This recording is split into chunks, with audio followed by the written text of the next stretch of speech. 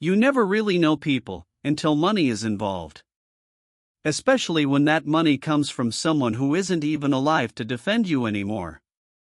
I lost my father last year. And at first, I thought grief would be the hardest part. But I was wrong. The hardest part was realizing my own mother and sister would rather destroy everything he built than let me have a single peaceful day after he was gone. My dad was the kind of man who built everything from scratch. After my parents divorced, he raised me alone. He never complained, even when my mother left with another man. He used to say, "Son, you can lose your job, your house, your money, but never lose your name." He worked day and night, a small garage that turned into a repair business. Then a company with real employees, trucks, and contracts. When he finally passed away, I wasn't just mourning him. I was mourning the last person who ever truly cared about hard work and honesty. Funerals bring people together or tear them apart. I hadn't seen my mother in nearly 5 years. She showed up in a designer coat, with fake tears, and my sister right beside her. They barely spoke to me, but whispered constantly behind my back. At one point, I overheard them. My sister said quietly, "If we play this right, we can still get most of it."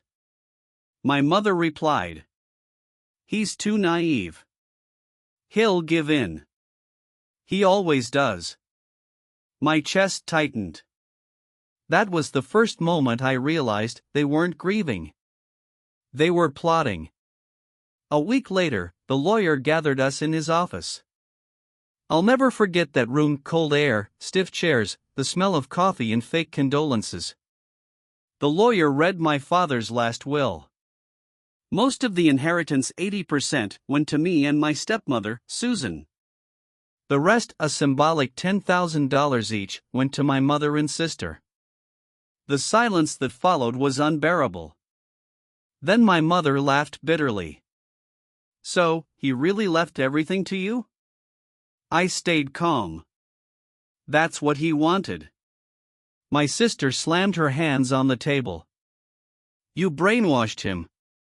You and that woman, you turned him against his own family." I wanted to yell back, but I didn't. My father always told me, "Don't argue with people who've already decided you're the villain."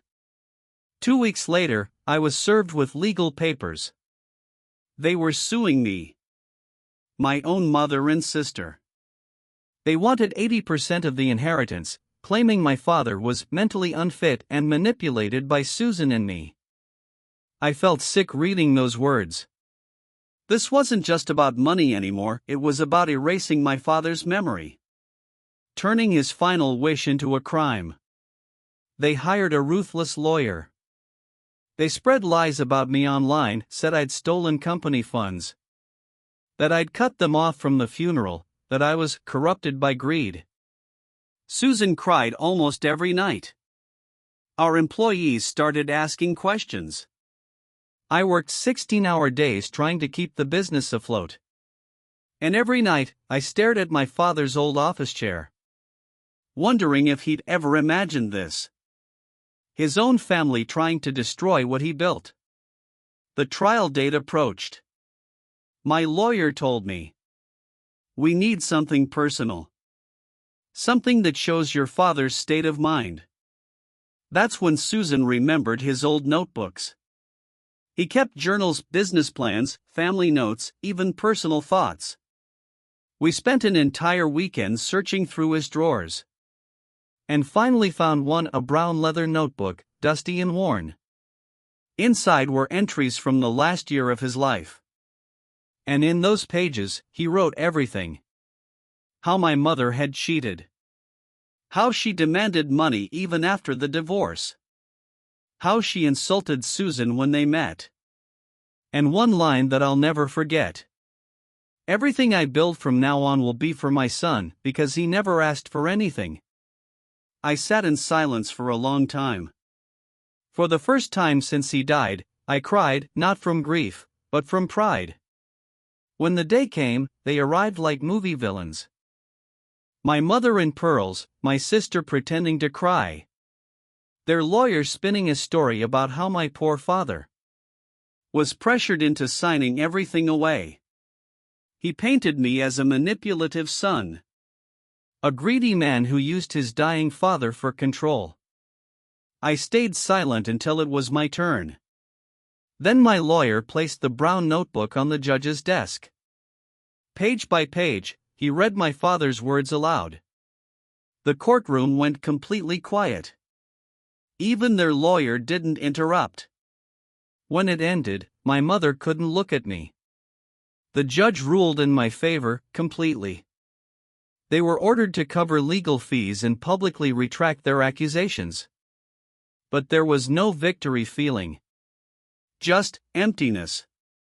A month later, my mother sold her house and moved away. My sister blocked me everywhere. And honestly, I didn't try to reach out. You can't fix people who see your kindness as weakness. The company recovered slowly. Susan and I restructured everything. And I started a small scholarship fund in my father's name.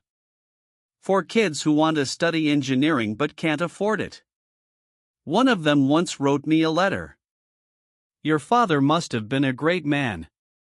And I smiled. Because he really was. I used to think family meant blood. That no matter what, they'd stand by you. But blood can be poison, too. And loyalty, that's earned. Sometimes the best way to honor someone's legacy is to protect it from those who don't deserve it. So when people ask me now, do you still talk to your mother? I just say, no. But I talk to my father every day through the work he left me. If you've ever been betrayed by the people who were supposed to love you, remember this. You don't owe them your peace, your money, or your forgiveness. The ones who truly love you don't demand your inheritance. They help you carry it.